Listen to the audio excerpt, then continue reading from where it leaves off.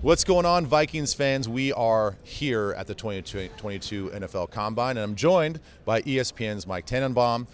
Mike, first of all, thanks for joining us. Appreciate the time. I know you're a busy guy. Yeah, good to be here. You're running all over the place, so thank you very much.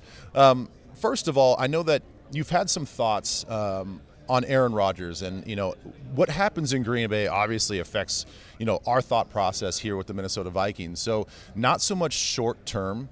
The decisions they make are obviously going to have some ripple effects down the road in a long-term outlook for the Packers. So how do you see what they do right now and how it affects 5-6 years down the road for Green Bay? Yeah, and Ben, that really started consequentially about 2 years ago when they traded a fourth-round pick up to go get Jordan Love.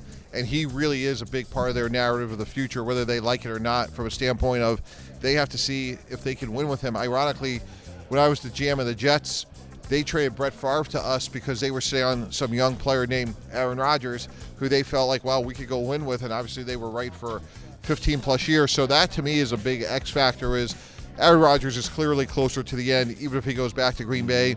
Jordan Love is a big part of that conversation. Yeah, and as we transition into what the Vikings are doing, one of the big talkers this whole early part of 2022 is Kirk Cousins. I mean, it's $45 million cap hit. It's the guaranteed money. From your expertise, what sort of options do the Vikings have? Ironically, I would go back to your first question. Let's talk about the future, which is there's a great axiom of let's win for today and develop for tomorrow. And if I'm Kevin O'Connell, I want to establish my credibility. Great person to do that with is Kirk Cousins. Kirk is not an elite guy, but you can win a lot of games with Kirk Cousins. So if I was them, best case scenario, maybe second or third round, you draft his replacement long term, and then you try to win short term with Kirk. Yeah, well, you mentioned Kevin O'Connell. You had time with Kevin. What are your thoughts on Kevin as a player, and what do you think of him as a head coach? Yeah, incredibly smart guy. In fact, Rex Ryan at the time called him the smartest player he had ever coached. Wow. And I actually physically saw him go into defensive meetings and help scheme up pressures that he knew would defeat the opposing team's offensive protections. And we kept him around. We kept him around on IR.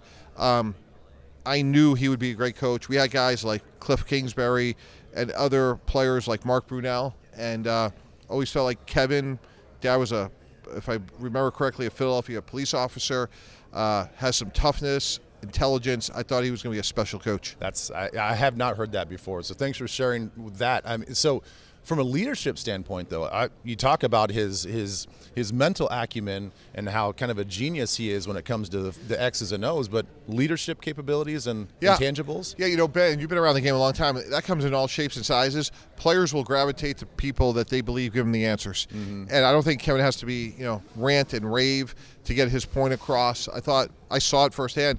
As a backup quarterback, people gravitated him because he was smart, charismatic, and I think he's going to be a great coach. I don't think he's going to be a middle of the road. I think we're going to talk about Kevin as a top 5 coach for years to come. Man, I hope so. And as he and Kwesi enter their first free agency, their first NFL draft, you as a former executive being behind the scenes, given that they're kind of rookies in that sense, what are the things that would excite you, and what are the things are challenging in those moments? Yeah, for me, it took me like a year and a half for the day to slow down. I was very fortunate. I was assistant GM in the same building I became GM, and we won a lot of games early, and I give a lot of credit to our head coach, Eric Mangini, as I found my sea legs. There's so many unexpected things that come up.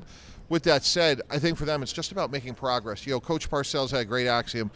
We're in the business of first downs, not touchdowns. Let's keep stacking one good day on top of the next, and add good players, add good people, get your foundation right. You got a good quarterback, and make progress from there. Yeah, it's the whole thing. It's a marathon, not a sprint, right? That's right. All right. Thanks a lot, Mike.